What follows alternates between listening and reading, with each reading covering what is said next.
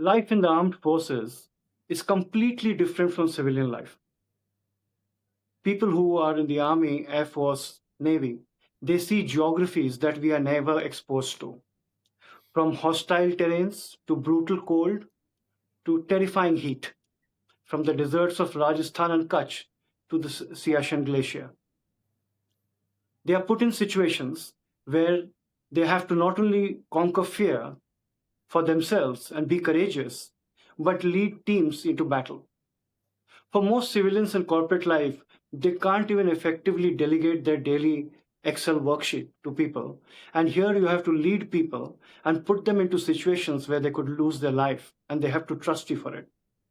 You learn a lot about camaraderie, teamwork, project management, and so many other things.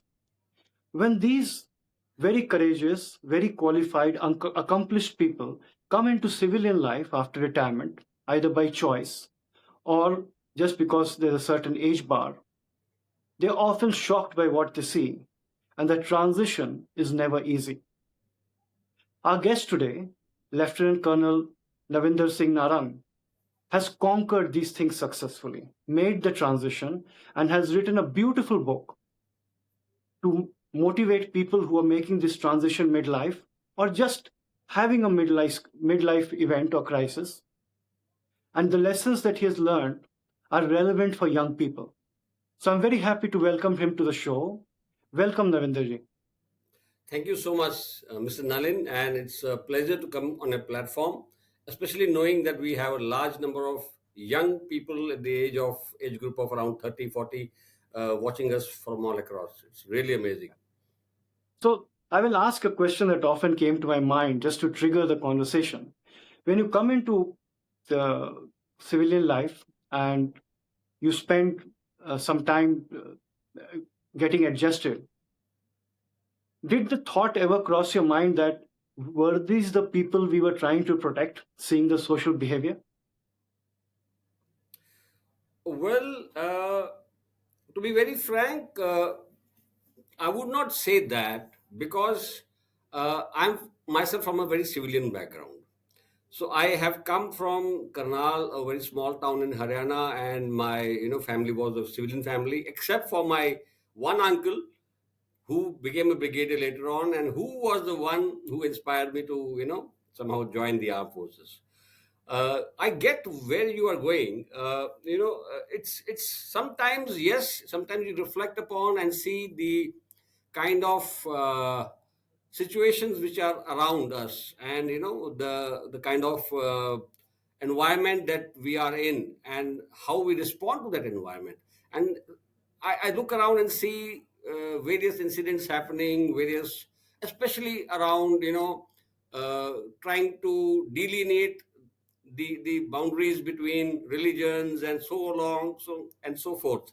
So from there, from that context, yes, I would say we in the armed forces are groomed, and we abide and we love being as one unit, one team, one army, and we take pride in one nation. So, having said that, we understand the dynamics. We also understand that there are a lot of patriotism in our country itself. So that always sees us through as a nation. And we've seen how the national fervor recently came up during Operation Sindoor. And whenever the time comes, I think that jigra from the nation comes up, and we see it. So, just picking up on that point, how do you conquer this fear in combat situations? That's one. But not only conquer it, but give confidence to the troops of how they can conquer it and go ahead. You know it, there is danger. You know you're leading them into danger. You know many may not come back or some. How do you inspire them to do that? I mean, what do you do? Is it patriotism? Is it discipline? What tools do you use as a leader? Well, firstly, I would like to thank the Indian armed forces and the structure and the system as such. This system has been evolved through years and years of very uh, practiced leadership in the toughest of situations. So the system itself grooms you, trains you, and gets those challenges in front of you, which you can, practice over again and again, become not only physically tough but also mentally alert, mentally tough, and that holds you instead. Of course, the individual attributes count too. Having undergone the training, your motivation levels are raised and you are thinking at a different plane as a leader. No longer there is an element of fear which makes you uh, afraid, or which makes you think again. In fact, that element of fear becomes your friend. It becomes your fuel for leadership. So having served for more than 2 decades, you get a good sense of what kind of person is fit for the armed forces and who's not. Are Yeah. there certain qualities that young people should have before they consider a career in the armed forces? Okay, very interesting question. In fact, a lot of young people would want to know this. Uh, Army is a very large organization, and it has to cater for all kinds of roles that anybody coming in would be able to perform. Right at the outset, you do not have the avenue of getting selected to which arm or service you would eventually serve in. So you have to be fit for everything. You have to be fit for the fittest role possible. So the first thing comes in is the physical fitness. Of course, you must be physically fit to understand that you can do the regular sports and other activities while in your school, college. Before even that, you have a written test. So you have to have certain criteria of understanding the in terms of knowledge and skill sets, how things work. So in normal mathematics, English, science, the regular questions, regular interviews held. So once you clear the written stage, you clear the interview stage, you have your medical test done, then you have your SSB done. When in your SSB you have the various problems given to you, both on the physical side as well as the problem solving as a group. You undergo that, you have a final interview, and you have a merit list coming on. So it's a very, very filtered process where they take you in. And to do that, you have to be, I think, overall in a very, very uh, comfortable zone as far as your knowledge, skills, attributes, physical attributes are concerned. And then I think it's the right way to start. You're never sure though until the final merit list comes out, because sometimes it happens that even during medicals, we go thinking that you're physically fit, but they find out some kind of a small, uh, you know, uh, inconsistency which doesn't fit into the role. There could be heart murmur, that could be a color blindness, so and so forth. So you have to try it on. Either you have to be very, very tedious to do all those tests beforehand, which I don't think anybody can facilitate in that manner. So this is how it goes. Interesting. So it's a complete all-round effort. A little bit of general knowledge, little bit of mathematics, little definitely extreme physical fitness on all criteria. That's good to know. Before I move to this very interesting book you have written, I have a couple of questions, and I'll put it out there together. One, if you can share with us what was your toughest assignment and how you overcame it. And second, when you got into corporate life, what was your toughest challenge of adjustment? Okay. So for the toughest assignment, I have in fact two different areas which I can tell you about. One was the insurgency, or so-called counter-militancy in Manipur. So I was placed as a zonal, operations officer in a particular zone in Manipur, and we had absolutely no experience before that, before we stepped into that zone.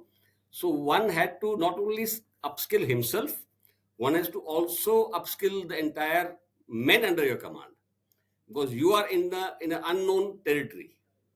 So to do that, alongside you have to also start controlling or start dominating that area. You have your small operational base, and you have your weapons, you have your equipment, you have your men, but you are also in a kind of a civilian area. So it's not totally a military op. So you have to be very, very responsible, very mature, and you learn certain skills which you never learned before, or how to handle the civilian population, how to handle the SP of the police, how to handle the district magistrate, how to handle the various elders of the community around. Because insurgents are a mix between the population, within the population. And there are population pockets around you who are sympathizers of those militants. So it's a very, very complicated process of understanding the nuances of how to beat them at their own game. So just on that, normally the army personnel are trained to go into enemy territory. Everybody's treated as enemy, destroy. But when you're dealing with your own population, which could be a mix, sympathizers, own the people, outsiders, all your training is now challenged, right? You may Yes. not be having the same freedom to, destroy as you had on the border. Of course, yes. And the word destroy also doesn't sound appropriate because we are dealing with your own countrymen who have been misled. So, although we are given some kind of a training before we step into the zone, but that training is mostly, academic, and with a lot of case studies I've also drawn in. However, when you go inside and feel it firsthand, it's a totally different game. So this was a unique experience for me to relate to the people there and understand their culture, and it also helps to be accepted by the local population. So I even went to the extent of learning a bit of Manipuri. It all comes in very handy. Though on the other hand, this Manipuri language which I learned came in handy in one of the operations. I disguised myself as a militant from Assam who knew a bit of Manipuri. And in the guise of trying to buy some weapons, I could reach the stronghold of the one of the factions of the militant groups there. So it's quite a journey, and you have to understand the risks involved. You have to understand where there are some threats which are to be avoided, which risks can be taken, and how to take a call. One very interesting incident I must tell about this is one day there was a riot there in Manipur, and the entire city was closed, and we were told to stay in our barracks. But at 1:30 p.m., I got a call from the SP of that place, and he says, "Navinder, we need your help." And they wanted our acquisition of our troops and our vehicles in the nearby market, where there was a big crowd stopping the vehicles and burning them. So I went with my people out there. I saw the tires burning and people in a crowd. So I halted my convoy a bit earlier, and I walked with my men.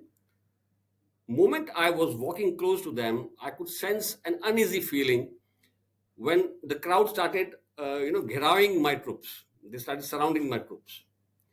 And one of the sympathizers whom I knew, who was connected with me as one of my intelligence sources, he came up to me and said, "Sir, you should leave this place because they're going to try something funny and put the blame on you." I could get what he's meaning. So the first thing I did was tell my troops, "Please show your arms to the people and place them up." Arms means the weapons.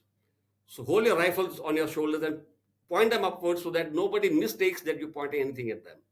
And then I told them, retreat backwards. Moment we retreated backwards, we could see a few people trying to throw stones at us. They were trying to incite us to do something funny.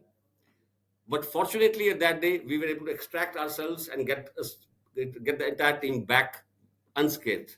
And later on, we learned that there were a couple of militants in civilian dress waiting for something wrong to happen and wanted to fire from their weapons and then blame it on the army. So you get caught in some situation like this, very tricky. So you have to be always on the move, always on the ball, and always alert. Interesting, some of these very difficult situations in life, which at that time is very difficult, life threatening, etc., later they turn out to be beautiful lessons and stories for other people. And Yes. that, so, which is the second part of my question was that, when you moved to corporate life, what was the biggest transition you had to make? What was the toughest thing? Good. So the toughest thing was to leave my baggage behind. You know, as you go along in life, you keep collecting small bits of stones in your life, small bits of experiences. Stones means experiences and your learnings. And sometimes you think, okay, whatever you learned and experienced is good enough for you to take on for your rest of your life or your career. And when you make a transition like this, and certain transition which means a big change in your life, you have to leave some baggage behind. In my case, it was leaving the aura of being an officer or a senior leader, and in a commanding zone, in a commanding level. Because when I came to the corporate and saw the kind of environment I was in, I had to prove myself once again. So to do that, you got to again climb down two rungs in the ladder, at least two rungs, the way I look at it from the structure view. So what I did was I used to keep my laptop on my shoulder, go on the autos, go on the local trains, mix around, see the environment, see my business on ground, meet with the on ground people, and then grow back upwards. Because you know what, when you're going to the corporate, transitioning from the military, you are somewhere taking somebody's one vacancy.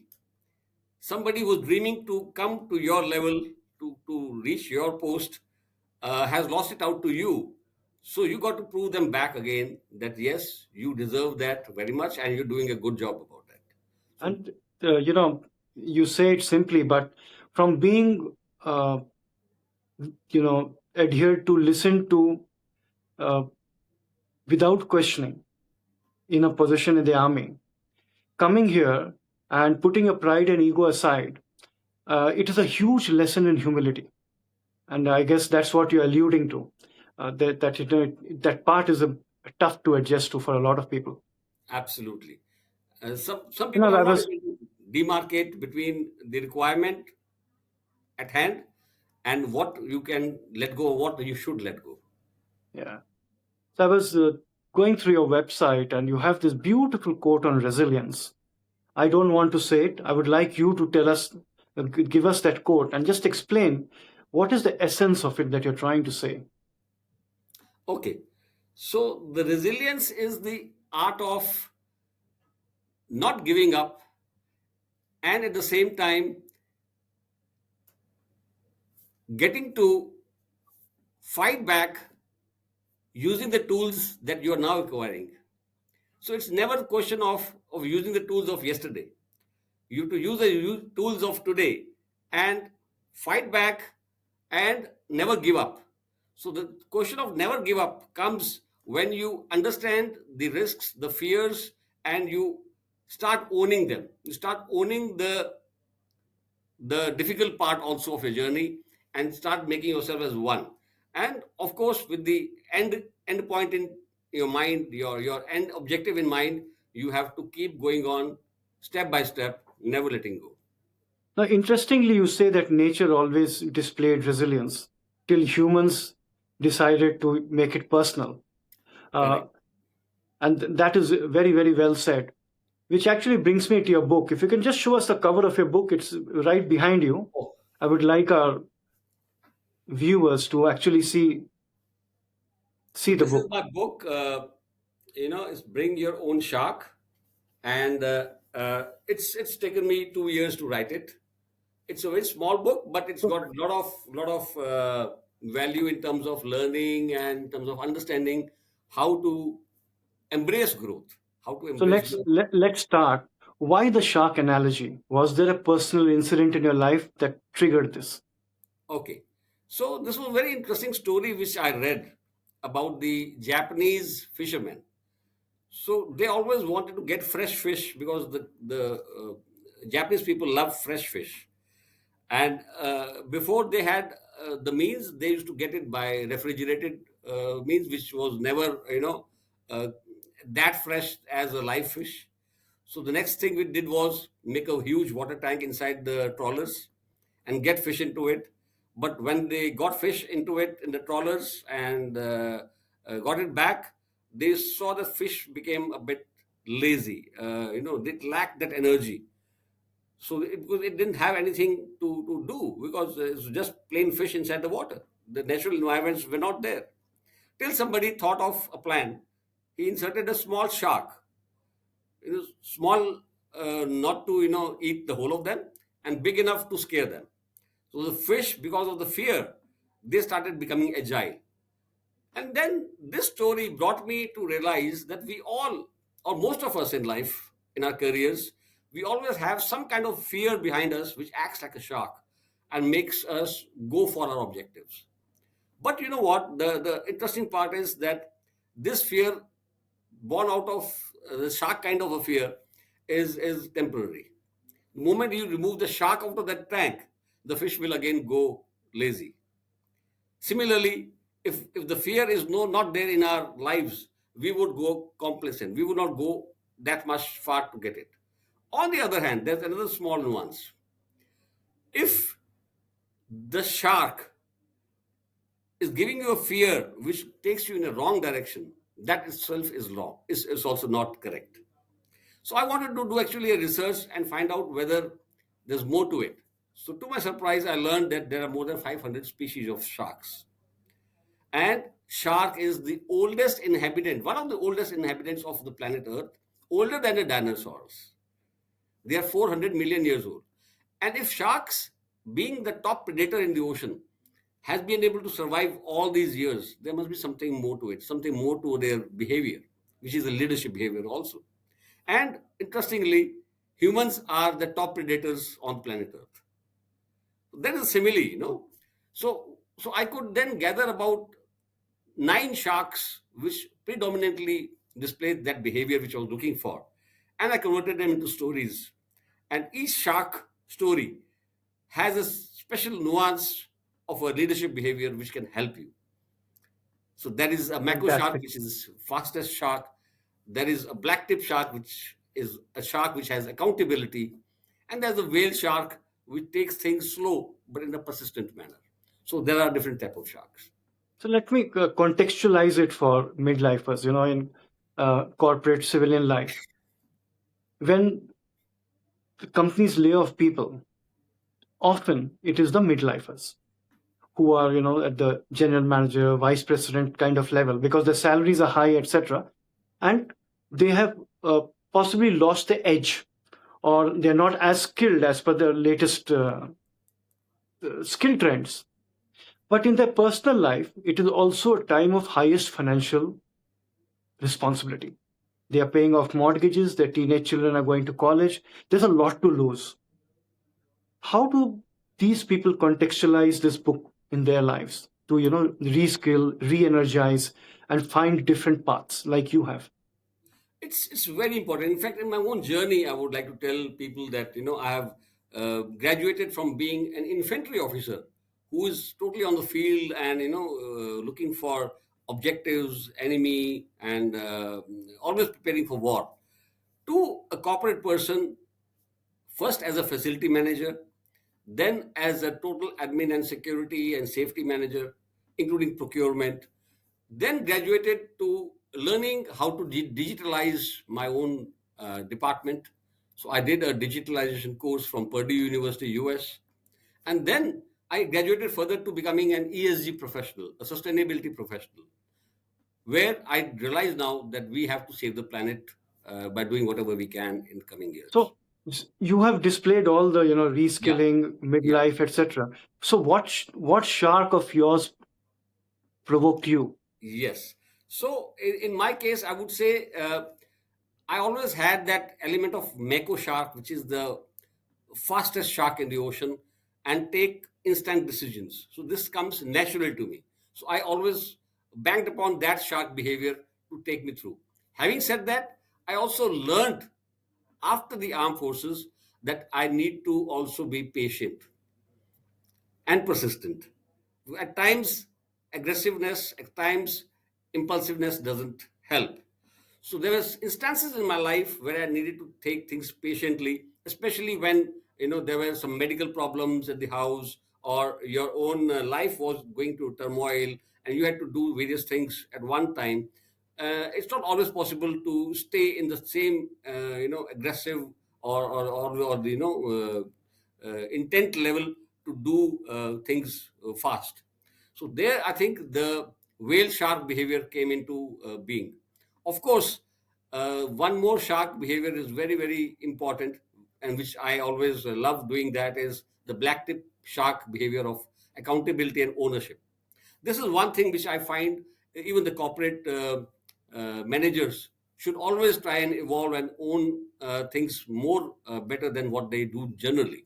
So these three sharks predominantly have helped me, but I would also say there have been moments which I find that I can switch to being a tiger shark, which is adaptable, flexible, and also switch to being a white great white shark. Now, great white shark is something which happens not frequently because it has to amass all its power, all its energy, and go for the kill finally in a very big way. So there are some moments when you amass your team strengths, your all your skills, all your preparation, and go for the final kind of a board meeting or something like that. So that is the moment you become a great white shark. Plus, That's lastly, while writing the book, I realized that along with the shark behavior, you need something to balance it out. So that's a hidden chapter in my book, which is about dolphins. So you require the dolphin moment in your life where you can connect, where you can be empathetic, and you can, have show compassion towards your colleagues and towards your juniors. fantastic. Well said. And I'm sure the book is a great read. I recommend it to all our viewers.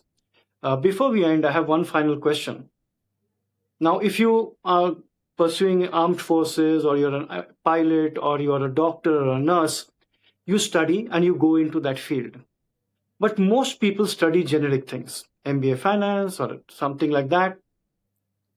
Then they get confused. Should they stick to picking up jobs only in what they studied? Or should they cast a wide net and figure out where their interest lies? Because when I meet a lot of senior leaders, I realize almost none of them are doing what they studied. What would Correct. your advice be? Yes. So in this, there are two things. Many of us take up careers because of circumstances. But in many of those cases, further, things happen for the good. Things align naturally, and you start loving what you're doing. So that's one case where you love what you do, and you slowly become passionate in that and take it ahead. And you find a lot of such people succeeding in life. At a certain point in time, yes, they can always look back and say, okay, I've done so much, but I need to do something else also. So there are some hidden passions or hidden hobbies from childhood you have kept to yourself, and they keep coming back to your mind that you must do something like this. Well, I think that's something like a calling, and one should always take that. And whenever you can afford to do that, and you have enough security cover, blanket of cover around you, which can absorb the financial and other things in your life, you must take a step and do what you love to do. Otherwise also, beyond what you're doing, what else you would love to do? There are people who love trekking, the people who love going for travels, and slowly while doing that, they have also picked up those businesses. So I can give an example of my own daughter. I wanted her to become an MBA and go on to a corporate career. But the moment she went and did her BBA and finished that, she says, and she did a couple of internships with very good companies. But she was very clear about that. And she came back to me, Dad, I'm not going to do a corporate job. So we found things for her. She helped herself. And she's now a photographer. She's a filmmaker. She's a solo traveler. And she's also working in a travel company as an associate director. Just picking up from what you said earlier, and this is my last question, is that does passion drive you towards a purpose, or you figure out a purpose and then get passionate about it? What comes first? That's a very interesting one, in fact. And a lot of people get caught in the dilemma. uh, it has to have a context behind it, and the context is the way you grow up in life. In the Indian and Asian context, I believe we all grow up with certain aspirations in our life, and our families and ecosystem are built that way to make us realize that those aspirations. So for those things, I think it's good to go with a purpose in mind, and as you evolve, you can understand which directions, which careers suit you better, where you find your comfort zone in terms of relating to the job at hand, which you're going to do, and then go take it as a goal and try and accomplish it. There may be a chance that later on, as you evolve in that role, you feel like graduating into a different stream or doing something different altogether. So when that kind time comes, I think there will be enough resources at at your disposal to try those avenues. Having said that, if you're lucky enough to identify a certain talent in you, or you have somebody in the family or ecosystem around you to identify those talents in you in a very early age, it will be very advisable to go along with those talents and those passions and grow them, because when you catch them early, you can make a whole life around them and become more accomplished, at the same time more satisfied as a human being. So having said that, as you grow in life, do your things in the purposeful manner, and when you find things in the right stage, take up your passions and evolve yourself in the right direction. That's well said and very sage advice. Navinderji, I must thank you very much for giving us your time and your valuable insights. It will be invaluable to all our viewers, learners across the countries where we operate. I wish you the very best for your book, and I hope you could write more, because the analogy of sharks to sparking careers is so apt. Thank you very much and all the best. Thank you so much. With the one line at the end, I would like to draw a close to this lovely session, and that line is, don't wait for growth, and bring that growth into your lives. Read this book; it will help you a lot, and do well, accomplish yourselves, find your challenges, own them up, and go ahead. Thank you. Fantastic.